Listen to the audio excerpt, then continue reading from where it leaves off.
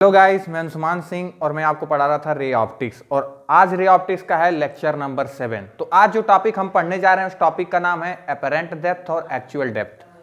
तो चलिए हम शुरू करते हैं आज का टॉपिक और हम समझते हैं कि एक्चुअल डेप्थ किसको कहते हैं और एपरेंट डेप्थ किसको कहते हैं। ठीक है, तो ये रहा कुछ ग्लास ऑफ वाटर और यहाँ पे इसके बेस में रखा हुआ है कॉइन और ये वाटर से भरा हुआ है और यहाँ से कुछ ऑब्जर्वर या आप बोल सकते हैं आई जो इस कॉइन को देख रही है। तो इस वाटर सरफेस से जितनी दूरी पर एक कॉइन प्लेस्ड होगा उसको हम क्या बोलते हैं?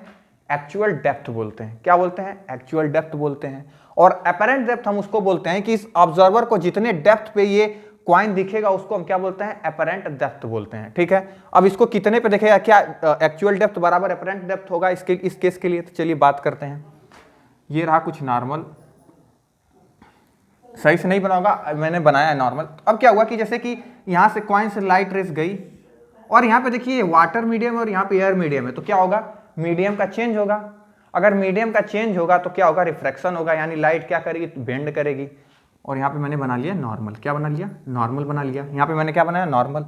अब जैसे कि हमने पढ़ा था अभी पिछले वीडियो लेक्चर में हमने पढ़ा था कि जब रे डेंसर मीडियम से रेयर मीडियम की तरफ जाती है तो अवे फ्रॉम नॉर्मल शिफ्ट होती है। अवे फ्रॉम नॉर्मल शिफ्ट होती है। अगर कोई मीडियम नहीं रहता तो रे को तो जाना कुछ ऐसे चाहिए था, लेकिन अब क्या हुआ? एक मीडियम आ गया, वाटर आ गया, तो अब क्या होगा कि रे कुछ अब ऐसे चली जाएगी। ठीक है, ठीक उसी तरह क्या होगा, यहाँ से भी एक रे गई ऐसे और ये भी कुछ ऐसे बेंड हो गई। ठीक है, अब इस ऑब्जर्वर को क्या लगेगा कि ये कॉइन कहाँ पे प्लेस्ड है? कॉइन कुछ प्लेस्ड है यहाँ पे। अब कहाँ प्लेस्ड है? कुछ कॉइन प्लेस्ड यहाँ पे है। तो यानी कि ऑब्जर्वर को जितने डेप्थ पे, यानी वाटर सरफेस से और ऑब्जर्वर को मींस कॉइन का जो इमेज बन रहा है उसके बीच की दूरी को हम डिनोट करते हैं डी डैश से, और ये डी डैश क्या होता है? एपरेंट डेप्थ होता है। इसी को हम क्या बोलते हैं? एपरेंट डेप्थ बोलते हैं। ठीक है, तो क्या आप ये कह सकते हैं कि क्या हमेशा जो एपरेंट डेप्थ होगा, यानी जो एपरेंट डेप्थ होगा वो एक्चुअल डेप्थ से कम होगा? हमेशा आप ऐसा नहीं कर सकते, ये ज़्यादा भी हो सकता है। किस केस में? अगर मान लीजिए कि बाहर का जो बाहर अगर वाटर होता, या आप ये बोल सकते हैं कि अगर आई वाटर में रहती और कॉइन वाटर के बाहर दिखता, तो हमें जो एक्चुअल डेप्थ मींस जो एपरेंट डेप्थ मिलती वो एक्चुअल डेप्थ से क्या मिलती? ज़्यादा मिलती। ठीक है, एक्चुअल डेप्थ से ज़्यादा मिलती। तो आप इन चीज़ों में कंफ्यूज ना होइएगा कि एपरेंट डेप्थ जो होती है वो हमेशा एक्चुअल डेप्थ से कम होती है, ज़्यादा भी वो हो सकती है। डिपेंड करता है मीडियम पे कि कौन से मीडियम में आपका ऑब्जेक्ट रखा हुआ है। ठीक है, तो जनरली अब इसका हम प्रूफ देखेंगे कि प्रूफ क्या होता है। प्रूफ जनरली होता है कि N2, इस मीडियम को मैं क्या माना? N2 माना और इसको क्या माना? N1 मानता। N2 अपान N1 जो होता है, क्या होता है? N2 अपान N1 जो होता है वो क्या होता है? D अपान D डैश होता है। क्या होता है? N2 अपान N1 जो होता है D अपान D डैश होता है। अब ये कैसे होता है, चलिए इसका प्रूफ देखते हैं। अब जैसे मैंने ये सारे जो डायग्राम बनाया इसको मैं अब क्या करता हूँ, एक पॉइंट से क्या करता हूँ? डिनोट कर देता हूँ। किससे? पॉइंट से डिनोट कर देता हूँ। मीन्स कि इसको जैसे कि कुछ यहाँ ही से ये रे गई, कुछ रे यहाँ से गई है और ये भी रे कुछ यहीं से गई है, कुछ रे। अब इसको स्ट्रेट लाइन मानेगा, इसको भी स्ट्रेट लाइन मानेगा। ठीक है, और यहाँ से यहाँ तक की दूरी को मैं क्या मान लेता हूँ? x मान लेता हूँ। यहाँ से यहाँ तक की दूरी को मैं क्या मान लेता हूँ? x मान लेता हूँ। ठीक है, अब चूंकि देखिए जब यहाँ पे रिफ्रैक्शन हो रहा है, इस रे को मिटा देते हैं, यहाँ पे रिफ्रैक्शन हो रहा है तो ये क्या होगा? ये एंगल जो होगा रिफ्रैक्टेड एंगल होगा। ये एंगल क्या होगा? रिफ्रैक्टेड एंगल होगा। और ये एंगल क्या होगा? इंसिडेंट एंगल होगा। ये एंगल क्या होगा? इंसिडेंट एंगल होगा। और ये क्या होगा? रिफ्रैक्टेड एंगल होगा। ठीक है, अब चूंकि ये रिफ्रैक्टेड एंगल है तो ये भी ये इंसिडेंट एंगल है तो ये भी इंसिडेंट एंगल होगा। ऐसा क्यों? ऐसा क्यों? क्योंकि ये भी नॉर्मल है और ये भी नॉर्मल है, तो यानी कि ये भी नॉर्मल है और ये भी नॉर्मल है, तो यानी कि आप कह सकते हैं कि तो यानी जब ये वाला एंगल क्या होंगे? बराबर होंगे कि नहीं होंगे? क्योंकि ये दोनों पैरेलल हैं और पैरेलल रोज का अल्टरनेट इंटीरियर एंगल क्या होता है? बराबर होता है। क्या होता है? अल्टरनेट इंटीरियर एंगल क्या होता है? बराबर होता है। तो उसी हिसाब से ये आई हो जाएगा। ठीक उसी तरह आप क्या करेंगे कि ये आर के बराबर है तो ये भी किसके बराबर होगा? आर के बराबर होगा। ऐसा क्यों? ऐसा क्यों है? ये आर के बराबर है तो जैसे कि ये दो पैरेलल रेज हुई और ये कुछ रे, तो आप कह सकते हैं कि ये अगर एंगल आर है तो ये भी क्या होगा? एंगल आर होगा। ठीक उसी टाइप की कंडीशन यहाँ पे बन रही है। यहाँ पे आप कैसा कुछ बन रही है? कुछ ऐसे बन रही है कि ये एंगल आर हो जा रहा है तो इस बार क्या हो जा रहा है? ये भी एंगल आर होगा। क्योंकि आप देखिए इसको देखिए, ये दोनों क्या होगी? एक तरह से आप बोल सकते हैं पैरेलल रेज हैं। ये दोनों क्या है? पैरेलल रेज हैं। तो ये आर होगा तो ये भी आर होगा इस प्रॉपर्टी से। ठीक है, अब हम क्या करते हैं? पॉइंट नाम दे देते हैं। किसको नाम दे? पॉइंट, कुछ पॉइंट नाम दे दे रहे हैं। तो इसको मैंने मान लिया O मान लिया, इसको मैं मान लिया ए मान लिया, इसको मैं मान लिया बी मान लिया, ठीक है। और इस पॉइंट को मैं मान लेता हूँ सी, इस पॉइंट को मैंने क्या मान लिया, सी मान लिया। अब चूंकि ये रेस क्या है, पैराएक्सियल रे हैं, क्योंकि आंख होती है बहुत छोटी, तो आंख छोटी है तो आंख को देखने के लिए सारी रेस आंख के पास ही चाहिए ना। तो ये रेस क्या होंगी, एक तरह से ये जो रेस बन रही है पैराएक्सियल रेस बनेगी। क्या बनेगी ये रेस, क्या होंगी, रेस क्या होंगी, रेस क्या होंगी, पैराएक्सियल होंगी। रेस क्या होंगी, पैराएक्सियल होंगी। जब रेस पैराएक्सियल होंगी तो जैसे कि हम अगर स्नेल्स लॉ यहां पर लगाएंगे, यहां पे हम स्नेल्स लॉ अगर लगाते हैं तो स्नेल्स लॉ लगाएंगे तो क्या होगा, n2 sin i बराबर क्या होगा, n1 sin r होगा। n2 sin i बराबर क्या होगा, n1 sin r होगा, ठीक है। अब चूंकि क्या है, रेज आर पैराएक्सियल हैं, तो यानी sin i क्या होगा, मतलब sin i की वैल्यू होगी वो किसके बराबर हो जाएगी, tan i के बराबर होगी। हमने पढ़ा था कि जब एंगल बहुत छोटा है तो sin थीटा बराबर tan थीटा के बराबर रहता है, which was equal to theta के बराबर, यानी इसको आप बोल सकते हैं ये i के बराबर हो जाएगी, ठीक है। तो हमने क्या पढ़ा था कि जब एंगल बहुत छोटा है तो sin थीटा किसके बराबर होता है, tan थीटा के बराबर होता है, या उसको बोल सकते हैं वो एंगल के बराबर होता है, ठीक है। इन सारी चीजों को हम देख लें, ठीक है। अब जैसे कि अब इसको हम क्या लिख सकते हैं, sin थीटा लिख सकते हैं किसकी जगह, n2 sin i की जगह। तो यहाँ पे n2 sin i की जगह हम क्या लिख सकते हैं, tan i लिख सकते हैं, और sin r की जगह हम क्या लिख सकते हैं, tan r लिख सकते हैं, ठीक है। अब tan r की वैल्यू क्या होगी, tan r की वैल्यू क्या होगी, परपेंडिकुलर अपान बेस होगी, परपेंडिकुलर अपान बेस होगी।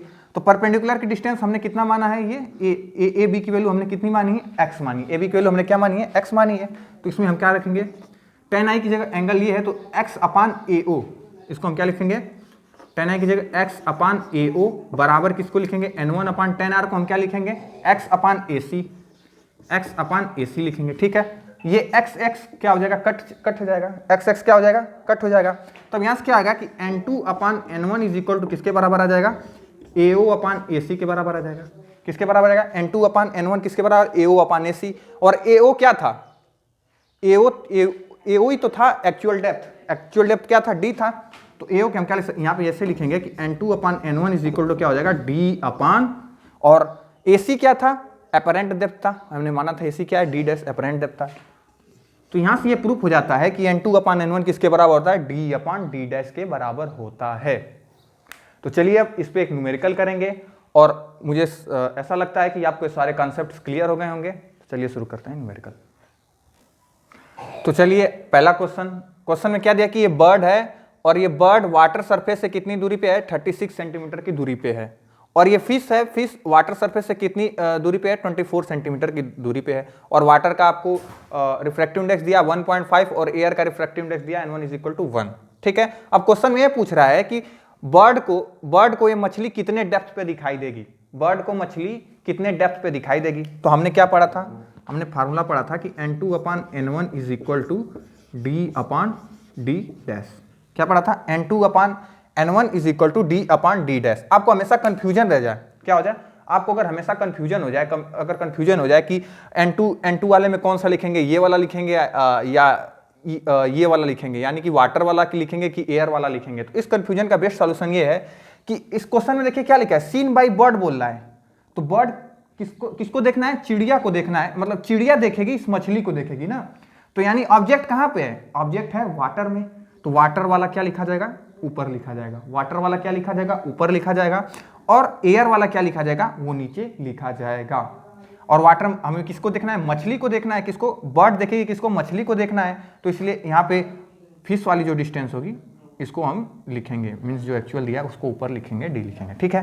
तो अब यहाँ पे क्या n2 क्या होगा, 1.5 होगा, n2 क्या होगा, 1.5 होगा, और n1 क्या है, 1 है, इज इक्वल टू D कितना दिया हमें, 24 सेंटीमीटर दिया है, और D डैश हमें यहाँ से पता चलेगा, D डैश जब सॉल्व करेंगे तो आएगा 24/3 × 2, तो यानी कि 16 सेंटीमीटर क्या आएगा, अपरेंट। तो अपरेंट 16 आ रहा है, अपरेंट क्या आ रहा है, 16 आ रहा है।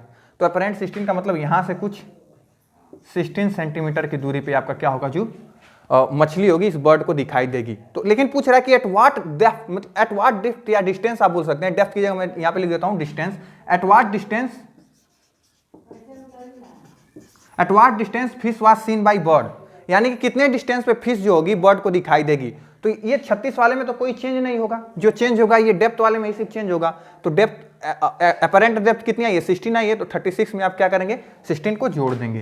तो जब 36 में आप क्या करेंगे, 16 को जोड़ देंगे, तो आंसर आपका कितना आ जाएगा, 52 सेंटीमीटर। कितना आ जाएगा? 52 सेंटीमीटर। मैं सेंटीमीटर में लेके सॉल्व कर रहा हूं, तो अब क्या हो जाएगा, इसका आंसर क्या हो जाएगा? 52 सेंटीमीटर आ जाएगा। ठीक है, अगर वही क्वेश्चन में पूछा होता, क्वेश्चन में अगर ये पूछता, क्वेश्चन में अगर आपसे पूछता कि अच्छा बताइए कि मछली को चिड़िया कितनी दूरी पे दिखाई देगी, जो मछली है उसको चिड़िया कितने दूरी पे दिखाई देगी, तो अब क्या होगा, हम ये फार्मूला जानते हैं कि n2/n1 = d/d' होता है। अब ऑब्जेक्ट कौन हो गया? ऑब्जर्वर होगी मछली, और ऑब्जेक्ट क्या हो गया? बर्ड हो गई। क्योंकि क्वेश्चन में, अब क्वेश्चन में जो पूछ रहा हूं उस क्वेश्चन में क्या पूछ रहा हूं कि एट व्हाट डेप्थ, या इसको बोल देंगे कि eight what distance bird was scene by fish, bird was scene by fish.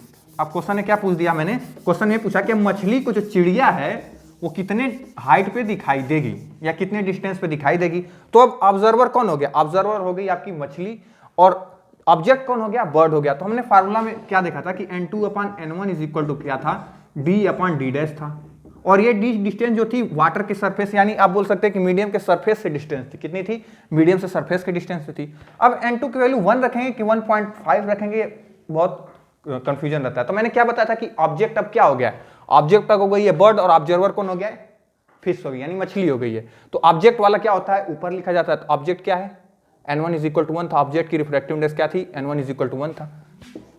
ठीक है, और अब ऑब्जर्वर कौन से मीडियम में? वाटर में है, तो इसका रिफ्रैक्टिव इंडेक्स कितना है? 1.5 है। और डी क्या? डी अब कौन सी दूरी होगी? 36 वाली होगी ना, क्योंकि हमें क्या ऑब्जेक्ट की डिस्टेंस रखनी है, ऑब्जेक्ट की डिस्टेंस हमें रखनी है ना कि ऑब्जर्वर की डिस्टेंस रखती है। तो अब डी की वैल्यू कितनी हो जाएगी? 36 सेंटीमीटर। अब यहाँ से क्या आपको मिल जाएगा? d' की वैल्यू मिल जाएगी। क्या मिल जाएगी? d'। तो यहाँ से d' जब सॉल्व करेंगे तो d' कुछ आएगी आपकी 36 × 3/2 = किसके बराबर आएगा? 54। किसके बराबर आ जाएगा? 54 सेंटीमीटर के बराबर आ जाएगा। यानी कि इस यहां से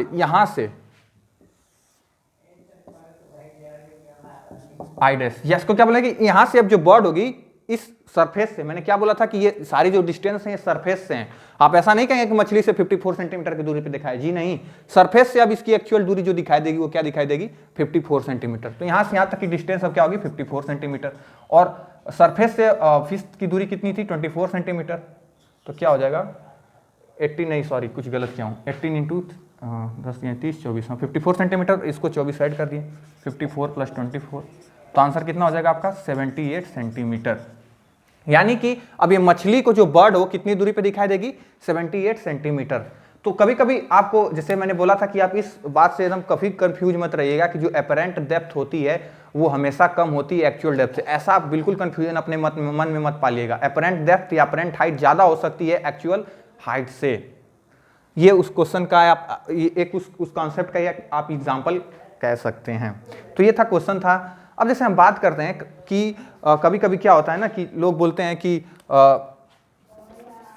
बोलते क्या है, नेचर में एग्जिस्ट करता है कि हमें जो सन की रेज होती है ना वो एक्चुअल जो टाइम होता है, मीन्स एक्चुअल, जैसे मान लीजिए 6 बजे सन आपका सेट होने वाला है, सनसेट 6 बजे होने वाला है, लेकिन हमें 6:02 तक सन की रेज दिखाई देती हैं। ऐसा होता क्यों है? ऐसा होता है रिफ्रैक्शन के कारण। तो जैसे कि ये क्या है, ये हुई आपकी अर्थ, और आप बोल सकते हैं कि अर्थ पे आप यहाँ पे ऑब्जर्वर हैं, अर्थ पे आप क्या है? यहाँ पे ऑब्जर्वर हैं। तो एक्चुअल में हमें पता है कि हमारी आई साइड कुछ ऐसी है, और यहाँ पे अगर मान लीजिए कि सूरज की जो लास्ट किरण है, लास्ट किरण वो कुछ यहाँ तक आती है, बाकी इसके नीचे जा रही है उससे हमें नहीं मतलब है। सूरज की जो लास्ट किरण है कुछ यहाँ तक, अगर कुछ एटमॉस्फेयर ना रहे तो कुछ यहाँ तक हमें दिखाई दे, मतलब ये, ठीक है। लेकिन क्या होता है कि अब चूंकि अर्थ के चारों तरफ क्या होता है? एटमॉस्फेयर होता है, एटमॉस्फेयर होता है, एटमॉस्फेयर में एयर होता है, और इधर एक वैक्यूम माना जाता है, यहाँ वैक्यूम मान जाता है। तो इसके कारण क्या होता है? इसके कारण क्या होता है कि अब सूरज मान लीजिए कुछ यहाँ पे चला गया, तो यहाँ पे चले जाने के बाद जाना तो कुछ उसको ऐसे चाहिए, मतलब सूरज की रेज इसकी आंखों में नहीं पड़नी चाहिए, कुछ उसके ऊपर जाना चाहिए, इसकी आंखों में नहीं दिखनी चाहिए। लेकिन एक्चुअली में होता क्या कि रिफ्रैक्ट करके ये इसकी आंखों तक चली जाती है। ऐसा होता किस लिए? ऐसा होता है रिफ्रैक्शन के कारण। तो कभी क्वेश्चन में ये पूछ देता है कि अच्छा बताइए कि हमें सनसेट 2 मिनट लेट तक क्यों दिखाई देता है? तो आप बोलेंगे कि ड्यू टू रिफ्रैक्शन, आप बोलेंगे कि आउटर सरफेस को हमने वैक्यूम माना है, और हमारा एटमॉस्फेयर एयर भी एक तरह से अलग मीडियम, एक मीडियम होता है। तो जनरली यहाँ पे रिफ्रैक्शन के कारण ही हमें सनसेट या सनराइज हमें 2 मिनट के इधर उधर दिखाई देता है। तो ये कुछ थी बातें थी एपरेंट डेप्थ और एक्चुअल डेप्थ से रिलेटेड। इन्हीं सब बातों के साथ आज का वीडियो लेक्चर में समाप्त करूंगा। धन्यवाद।